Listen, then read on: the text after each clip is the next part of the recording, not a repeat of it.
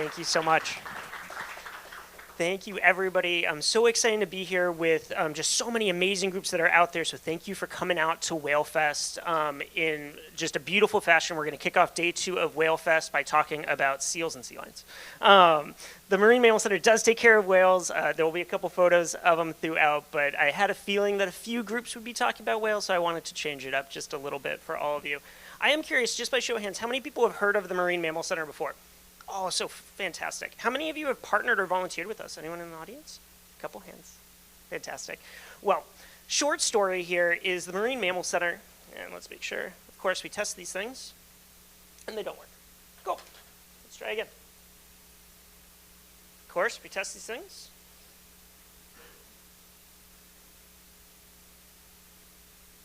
Tech people, wanna help me out here? There we go. All right, perfect. I solved it just enough. I just needed to make someone walk all the way to the very front. Perfect.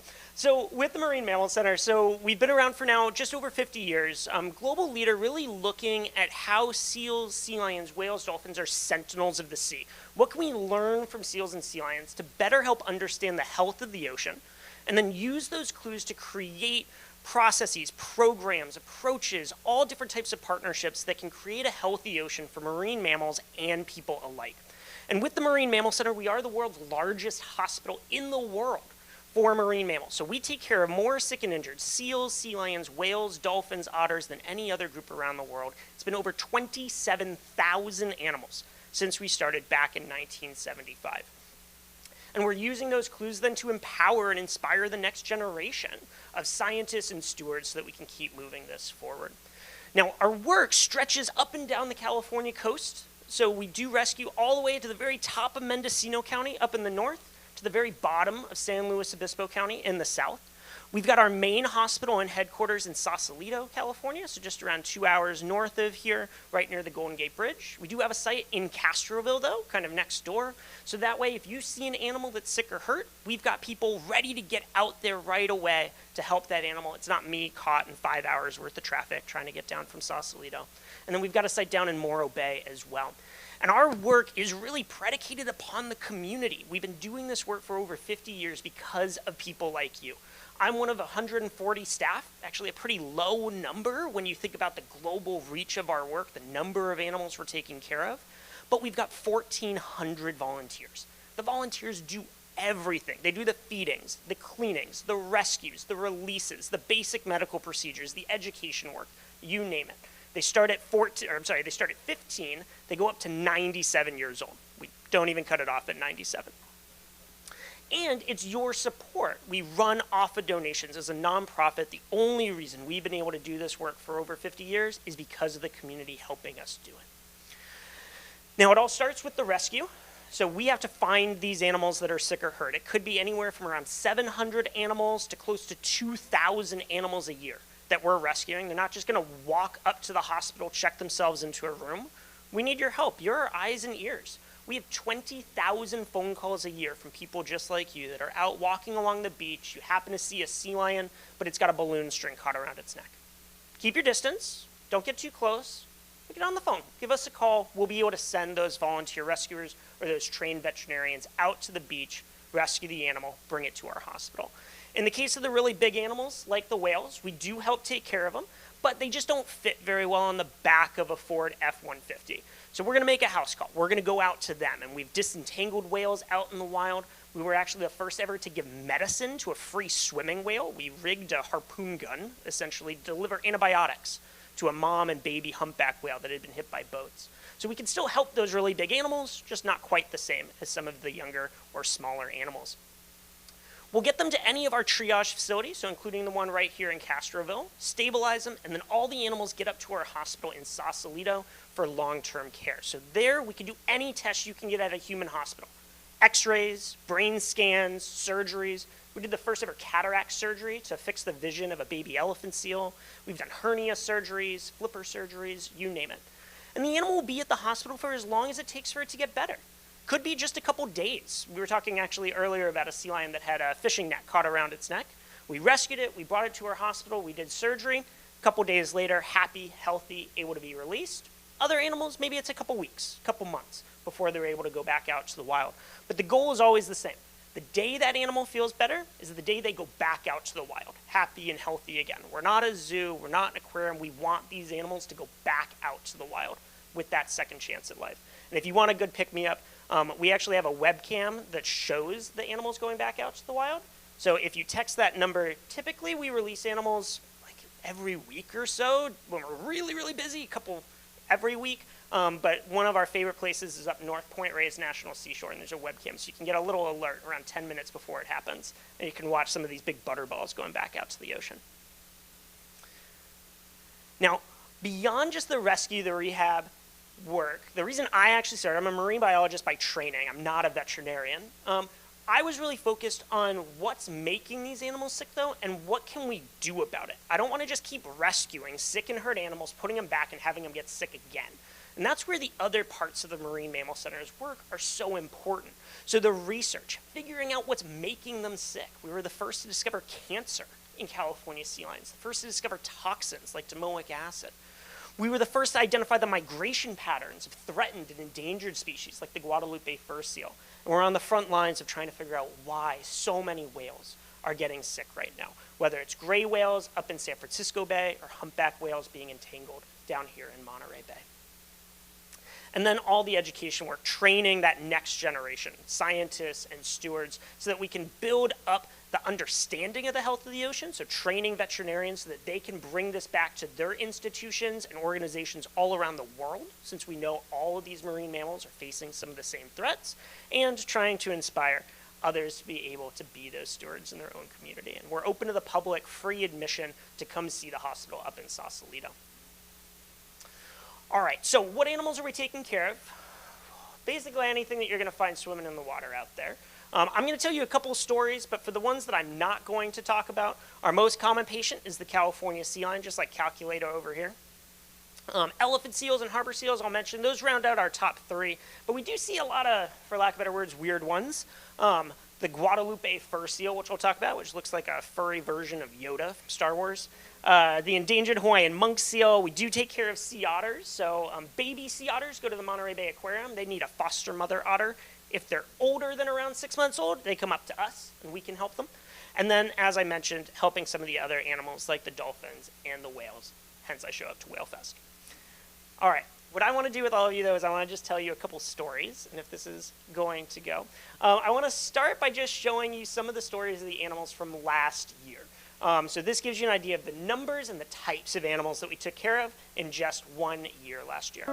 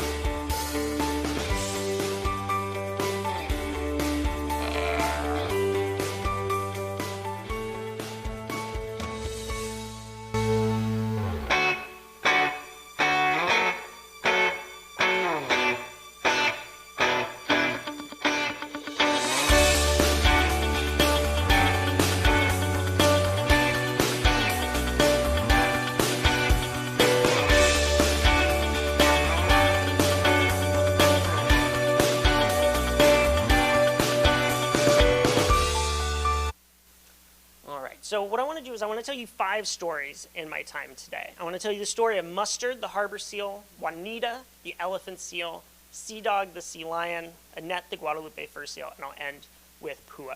So let's jump in to Mustard here. So this is a young animal that was found out on the beach down in San Luis Obispo. Sorry, that was weird. Where a family was walking along the beach around 2 hours south of here. They saw this really young animal that just didn't look very good. very skinny, all by herself. They knew something was wrong. And they saw a lot of people around her as well. There were dogs that were off leash. There were people getting really close. They knew something was wrong. Got on the phone, gave us a call. We got the team out there, and we identified that this was a really young animal. Less than 10 days old, umbilical cord, still there. But no mom to be found. This animal had been separated from its mom. Well, we can help with that. Even animals that are so young that they should still be with their mom, we can help. We bring them back to our hospital, and we've got kind of a neonatal unit for them, just like a human hospital, and we can start to take care of them. We do admit exams on every single patient that comes in, just like you get when you go to the doctor's office. We were able to age the animal, figure out what was going on, and really the issue here was this animal had just been separated early from mom. There was nothing medically really wrong with her, but she needed around 4 weeks with her mom to learn how to hunt, to learn how to feed, to learn how to be a seal. And she didn't get that opportunity because people were really close to her, most likely scared the mom away. But we can help them. So we don't have any mom seals around, but we made them a delicious fish smoothie that we could pump directly into them via this big tube. Then as the animal starts to get a little bit stronger, we're going to actually teach them how to eat fish. They're all going to go to fish school, where we can drag a fish around in the pool, have them learn how to eat it, and then finally learn how to be a wild seal. So we put some things into the pool for enrichment to help them try and navigate what it's like to be in a kelp forest. Our kelp forests are the things that you go through at car washes. Makes it a fantastic kelp forest. And we can hide fish within that kelp forest. And this way they're fighting over the food. They keep those natural instincts that they need. And in the case of Mustard, it was around 2.5 months. But Mustard was healthy, happy, able to go back out to the wild again. Released at Point Reyes National Seashore, so we don't bring them back to where we find them, just because we sometimes find them in really bad areas, really popular beaches where they have the chance of being disturbed and harassed again. But what's interesting is every patient, when we release them, gets a little orange flipper tag. It's kind of like an ear piercing that serves like a hospital bracelet. And that way, if they're ever spotted again, we know who they are. And in the case of Mustard, we got a phone call from someone down at Pacific Grove at the Hopkins Marine Lab saying, hey, I found a little orange flipper tag. So, that's pretty cool. Can you tell us the number? And we were able to identify that this is Mustard. Great. So this is an animal that 2 years after being taken care of, didn't know how to really swim, didn't know how to eat. 2 years later, after being cared for just a couple months, was a happy, healthy, fat harbor seal that knew how to do all these things. Then we got another phone call, 5 years later, same beach actually. And the person was like, this animal's behaving a little weird actually. We're concerned. So we asked, well, what are you seeing? The animal wasn't moving very well, was kind of writhing a little bit. Turns out though, she was pregnant. And she had a pup around 3 days after this picture was taken. She raised her pup. She taught her pup how to swim and how to eat and how to hunt. And we got a phone call again the following year, pregnant again, and has had a couple pups over her lifetime. So this animal, even though she never got the chance to really learn how to be a seal, we were able to provide that, and this is an animal that's gone on to have an incredibly healthy life and teach all of her young pups how to be a wild seal. Key here is help us. Keep your distance. The best thing for these animals is not to come to the hospital. It's to be out there with their moms on the beach. So try and stay at least 50 yards away at all times. Use the zoom on your camera if you think something is wrong, but don't get too close. What happens is harbor seals in particular, really shy, really skittish. And what happens is if we get too close or a dog gets too close, the mom, who's probably just been feeding offshore, still within eye contact of her pup, realizes that this is too dangerous of a situation, and she abandons the pup and doesn't come back. A lot of times this is good intentioned people. People see this young pup on the beach. They think it's abandoned, so they go up to try and help it. They're actually the ones that are doing the damage. So keep your distance. Keep dogs on leash when possible, particularly during the springtime when young harbor seals are being born. Even if you've got your dog on voice control, it only takes a moment for them to get too close. That loud barking might do the separation. And then, of course, give us a call if you think something's wrong. We are always available and send a team out. One of the big things that we've been seeing, particularly in the Monterey and Santa Cruz area, is a high level of disturbance. This is not an uncommon story like mustard. 1 in 4 animals that we rescue face disturbance or harassment out on the beach by people or dogs every year. That's hundreds and hundreds of animals. Whether it's people touching them, trying to feed them, trying to chase them back into the water, or thinking they need to go into the water. You might think like dolphins and whales, they have to be in the water. Seals and sea lions don't. They breathe air. If they're feeling sick, they want to be up on the beach. So the best thing to do is keep that distance. When we did a bunch of different surveys, we went out onto different beaches. We identified the reason why people are doing this is one of 2 groups. You've got the experience seekers, those that are trying to have that moment, that selfie picture. I think that's probably what's coming to mind when you think about all the level of disturbance. This group is definitely a problem in a sense that it was resulting in people getting way too close, trying to feed these animals. But they were actually vastly outnumbered by this group. The people that were just getting too close because they wanted to help it. So, best thing you can do though, if you want to be an ocean hero, is don't actually try and be the hero in that moment. Keep your distance, be the eyes and ears, get on the phone, let us know, and try and keep others away as well. That can result in hundreds of animals each year having a better second chance.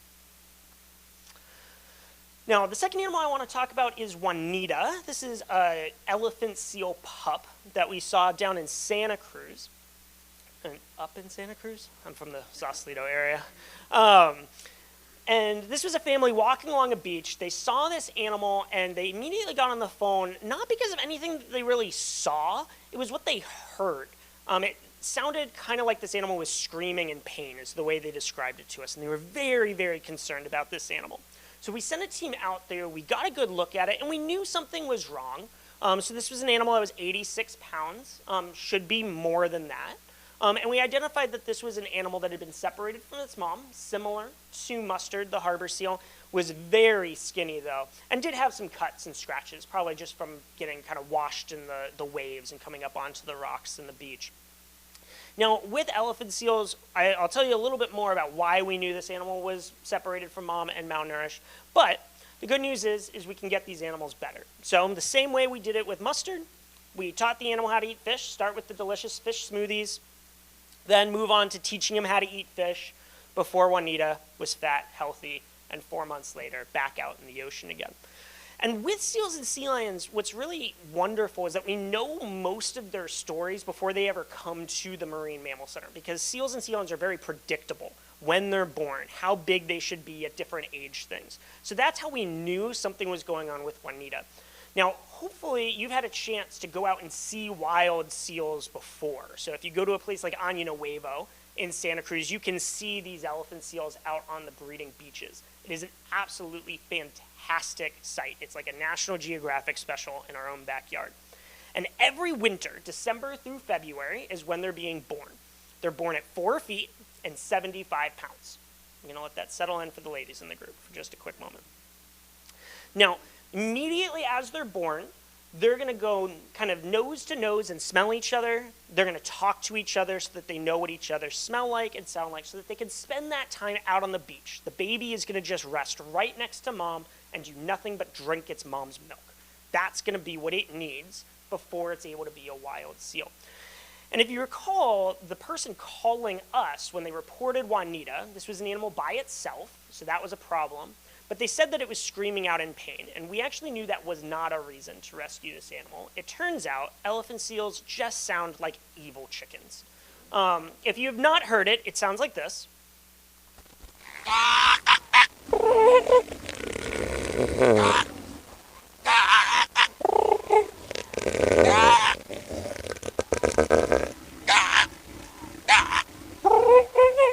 Scared the AV people and they dropped the sound after that last video, but it's usually much louder than that.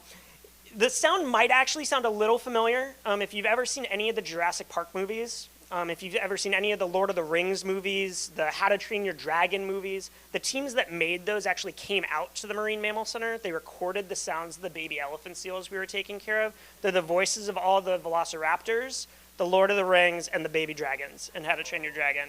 And you can imagine, we can have upwards of 100 elephant seals at our hospital like Juanita at one time. It sounds like we're being invaded by orcs. But perfectly normal sounds, not the reason for concern. The concern was that elephant seals are born with this black fur.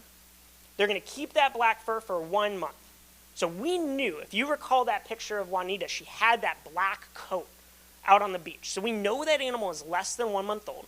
They're born at 75 pounds.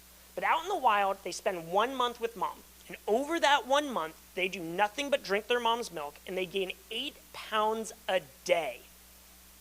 So, after 1 month, they should be this big, 300 pounds. A 1 month old baby elephant seal weighs more than most NFL football players.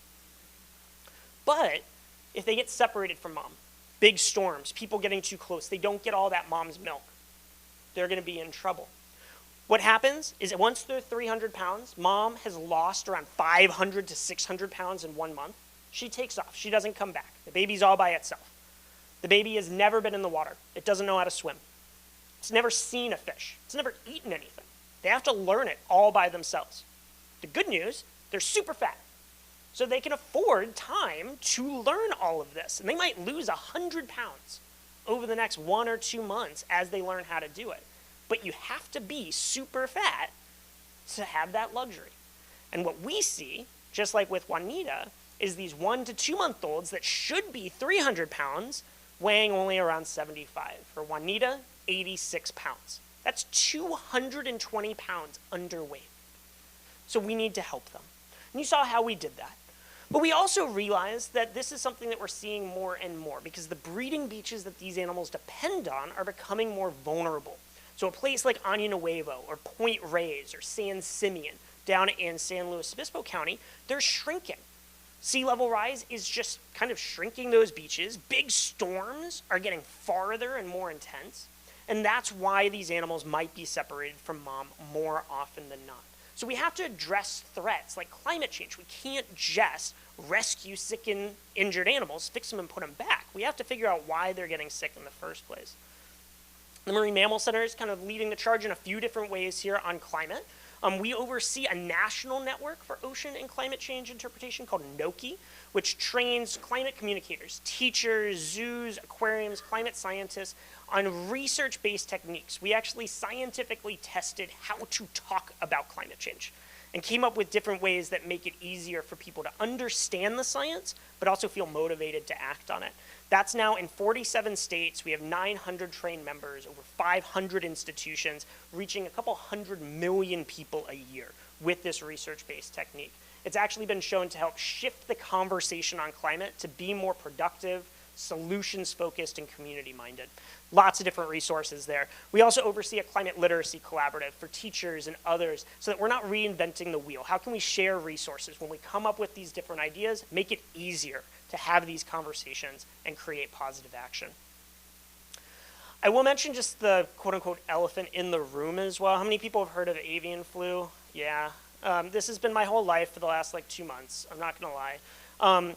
So going back a little bit before we get to the elephant seal story, this is something that's been around for a while. There are different strains of it. We've seen it in birds in particular. It's why egg prices skyrocketed a few years ago. We've seen it in cattle and chickens and different animals.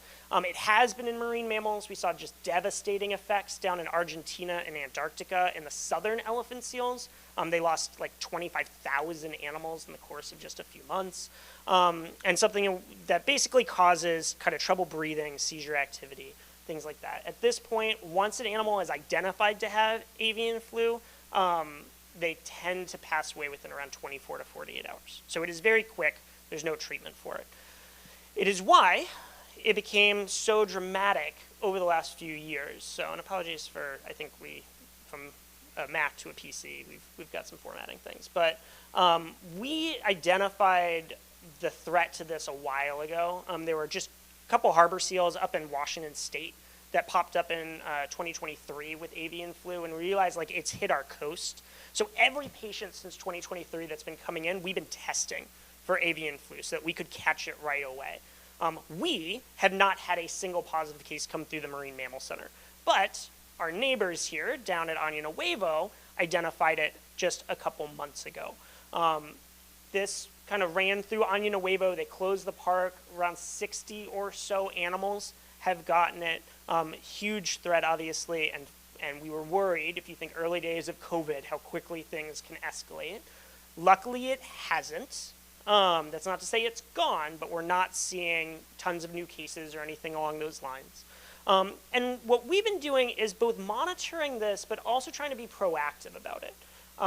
We've actually been less concerned about the California marine life and avian flu because elephant seals, they've got a population of around kind of 200,000 or so. This isn't an endangered species. They've got a fantastic story of recovery for a different day. But you've got animals like the Hawaiian monk seal. That's an endangered species. There are 1,600 of them. If the avian flu gets to Hawaii, which it has, but not to marine mammals, we could lose a species in the matter of days and weeks. So we've actually, over the last 2 years, been testing a vaccine, and coincidentally finished our trial in February when it broke out in California, where we're able to actually inoculate these monk seals for this and roll this out not just to our animals but to the wild population as well. So hopefully being able to get ahead of some of these threats. We have been inoculating all the animals that come through our hospital for the most part, but we're not out at Año Nuevo trying to give this vaccine. Right now it's just not something that is feasible with a population that size right now. But something that we are working on so that we can address this threat and hopefully it continues to dissipate right now from where it was just a month ago. Last couple stories, and then we'll open it up for questions as well. I wanted to mention Sea Dog. This is a California sea lion picked up in the Monterey area. And people were walking along the beach. They saw this animal actually having seizures out on the beach. So like full body spasms, very similar to epilepsy with people. So immediately knew something was wrong, got on the phone. We got out there. We also could pretty much identify what it was. And it was something called domoic acid toxicosis. You might have heard about this in the news as well. Sea Dog also had pneumonia. These animals, if you stand a seal or sea lion up against you, all the same organs, all the same bones, all the same places. They get all the same issues that we do. Luckily, you can go to the doctor's office, get treatment. In the case for Sea Dog, it was around 6 weeks. We gave anti-seizure medications. We flushed that toxin out. We were able to give antibiotics for the pneumonia, and Sea Dog, happy, healthy, able to go back out to the wild. Now, with this domoic acid toxicosis, this was something we first discovered back in 1998. We actually was found down in Santa Cruz. It was the basis of Hitchcock's movie, The Birds, if you want some fun facts. And what basically happens is if you've heard of red tide, it's very similar to that, but it doesn't turn the water red. What happens is you've got algae, and algae's great. We need algae. But some algae, if you get too much of it because the water's too warm or there's fertilizer runoff, that algae can explode in numbers and can actually become toxic. And it builds up the food chain. So the fish eat it, they now have some toxin, and then the top of the food chain gets it as well. And this is something that affects the brain, it affects the hippocampus, kind of like the GPS system of an animal. Makes them very dizzy, very disoriented, provides those seizures, can affect the heart as well. So very serious, deadly without treatment. But if it's caught in time, it is treatable. Now, when we first discovered this in 1998, we had this kind of reflection moment, though, because you think about how do sea lions get this toxin and get sick? It's eating fish. The same fish that we love to eat. We eat salmon, we eat tuna. Some people are really weird and eat anchovies. So we're all connected. So we got on the phone, we called the Department of Public Health, and we started to warn them about this. We started to look about, well, is this really new or have we seen this before? And it turns out that we had seen this before in people. That in the 1980s, people had died from eating contaminated shellfish. It's called amnesic shellfish poisoning at that time.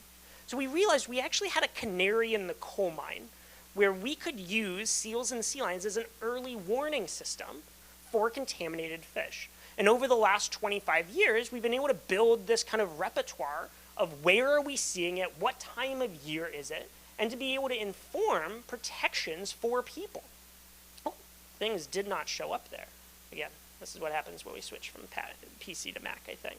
But the short story is what we identified is we could call the Department of Public Health. They were able to then shut down the fisheries in those areas. Over the last 25 years, they've become much more sophisticated methods, so it's not every time we have to call the Department of Public Health.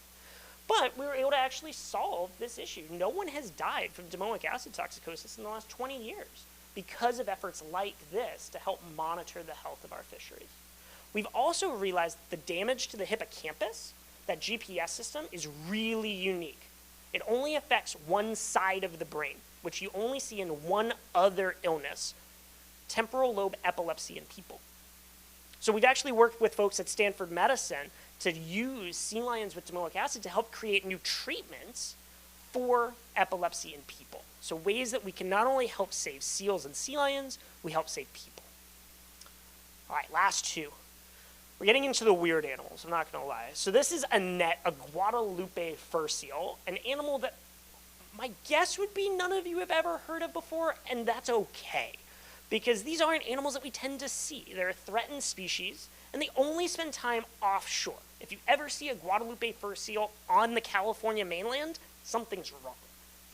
And something was wrong in this case. The picture's a little bit hard to see, but you've got Annette, who's a larger Guadalupe fur seal on a rock, and you might notice there's this green netting that's hanging down from her. She had a fishing net caught around her neck. Luckily, people saw her. It was up in Santa Cruz, gave us a call. We were able to get out there, brought her to our hospital. We were able to cut that net loose, so we did surgery. She's always going to have that scar, but we were able to give her lots of good food, antibiotics to treat the wound, and after just a couple weeks, healthy, happy, able to go back out to the wild again. And you can actually see in this picture, these animals got special satellite tags, trackers, because up until around 2015, if you looked in the best textbooks, if you looked at what is the migration pattern of this threatened species, it said unknown. Probably Guadalupe Island in Mexico. There's a reason they have their name. But that was all we knew. How do we take care of animals if we don't even know where they're spending their time? Well, we're able to put these trackers on them and start to answer those issues. And we've been able to actually identify the migration pattern. It turns out they're all up and down the California coast. They even go up to kind of Oregon and Washington State. They just never came onto the beaches, so no one ever saw them. So ways that we can leverage these somewhat terrible situations when you think about the threats these animals face and having to be sick, come to the hospital, with ways that they can actually be ambassadors and help save the species. We're working on a few different fronts to address the root cause of that issue with Annette, the entanglement in trash. Just like Monterey Bay Aquarium, doing a lot of different work, working with the fisher folk, identifying better gear that we can use, things like ropeless gear and how we can monitor the Dungeness crab fishing season so that it doesn't intercept when we've got things like whales and other animals in the area, working creatively with how to promote ways that you can have seal-approved meals. So there's lots of good seafood out there. Monterey knows this better than anyone else. How do we help encourage people to make wise choices when they're at the stores? Last story, I want to leave California. I want to go out to Hawaii because really the story of the Marine Mammal Center, we've been in California doing this rescue rehab work for over 50 years now. Luckily, a lot of our animals in California aren't endangered.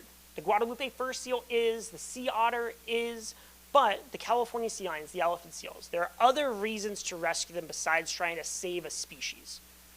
Out in Hawaii, unfortunately, this is about trying to save a species. So this is pua. And pua is found on the northwest Hawaiian Islands. If you've been out to the Hawaiian Islands, you have not been on the northwestern Hawaiian Islands. There's a whole archipelago there.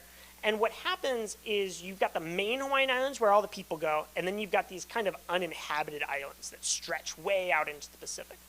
That's where pua was found. Researchers saw this animal very, very underweight. 50 pounds, a couple months old, should have been around 200 pounds.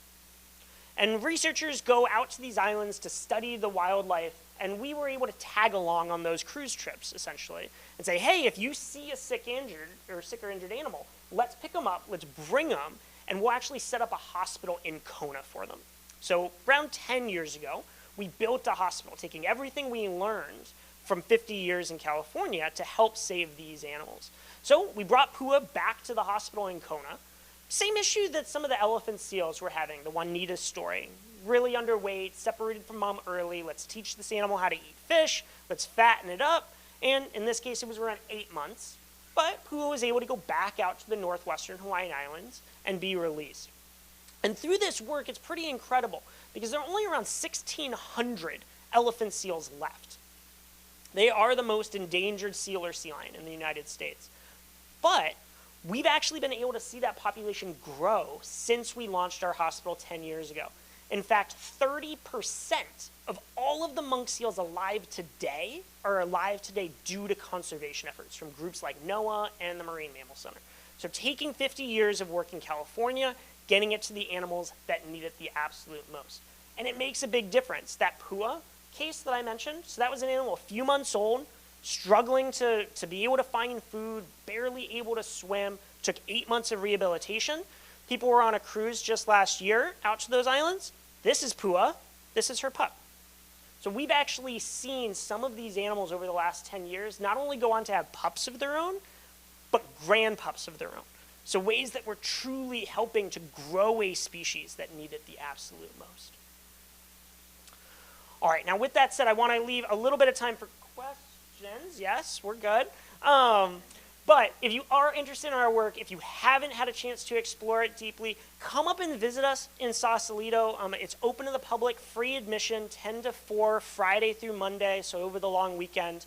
You can see the animals we're taking care of, look out over the patient pens, talk with our experts around all the work that's happening. You can always waste a lot of time on social media looking at really cute pictures and videos of seals and sea lions. Highly encourage you to do that. And if you are interested, get involved. We've got a site right here in Castroville where we are looking for volunteers to help rescue these animals, to help share the stories. So if you're interested, come and find me. We've also got a booth out amongst the rain there where you can talk with some of our volunteers and staff as well. So I encourage you to stop by. You can actually touch and feel what seals and sea lions feel like. You can see some of our whale disentanglement gear. So definitely check that out as well. But without further ado, I want to show just one last picture of what looks to be an elephant seal raising its hand with a question, and I will answer your questions here. Yep. All right, all the way in the back. Are you seeing toxoplasmosis in these seals like they are in the Great question. So the question was around toxoplasmosis, which many people might think of why you shouldn't flush cat litter down the toilets. We do see that as the major threat to sea otters more than anything else, just because of the coastal environment that the sea otters are in. We can see it in other animals, but the sea otter is definitely the most common. The other case is actually out in Hawaii. We see it a big threat to the Hawaiian monk seals because of the feral cat population out there. It's a very tricky disease to try and treat. It does not have a high success rate because it kind of burrows into the brain, causes neurological problems, but we are working on new treatments for it. Best way to help with that, though, is try and reduce the amount of cat litter in particular that can get out into the ocean. So bagging it, throwing it away rather than flushing cat litter, trying to keep cats somewhat contained as well. So you can still have an outdoor cat, but thinking about how much of that fecal matter is getting into the environment can make a big difference for the health of our coastal wildlife. Yeah, right here in the middle. I got a little lost on the, Oh, yeah. when animals come in your hospital and they're tested for bird flu. Oh, yeah. About the inoculation part.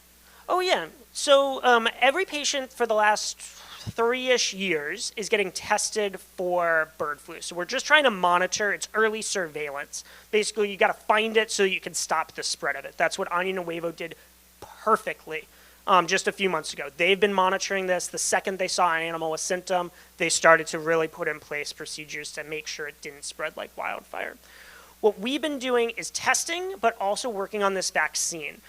We've been in pilot and testing phase of the vaccine, so we've been testing it with a few different species just to make sure that it's effective.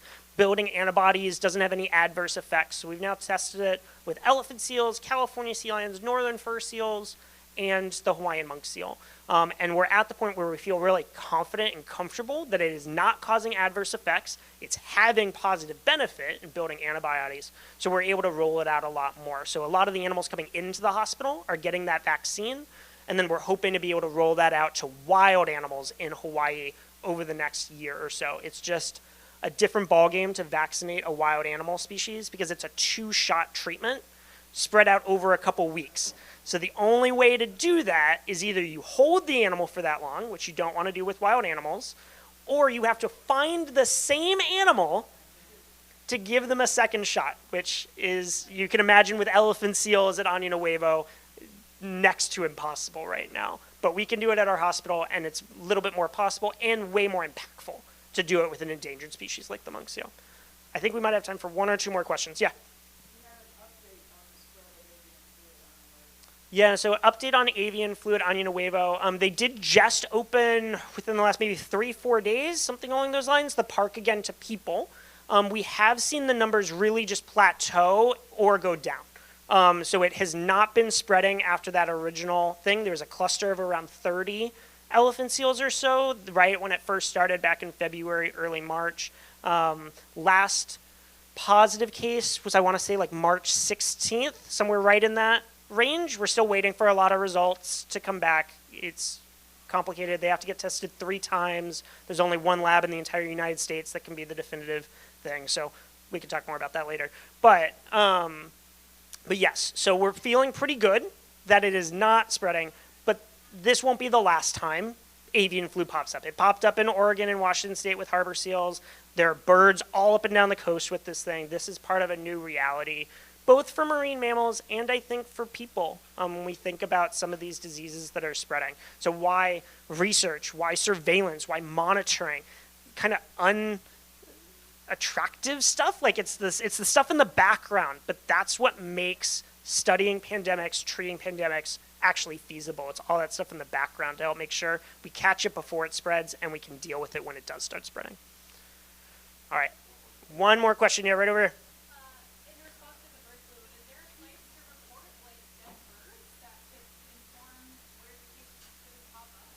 Yeah, I'll admit, I am not a bird person. I used to study birds for many years in a lab, and I hate birds, but I respect them.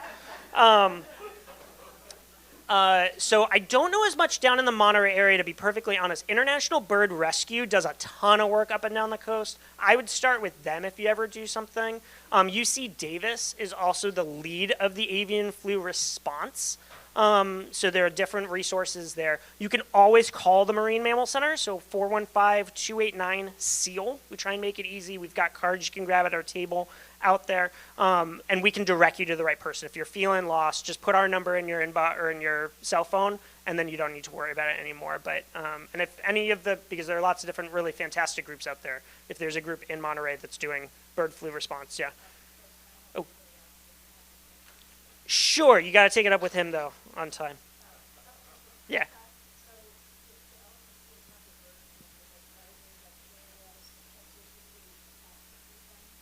Technically speaking, yes. So, I mean, it's spread through respiratory droplets for the most part, but if you're close enough to an animal with bird flu, you could catch it.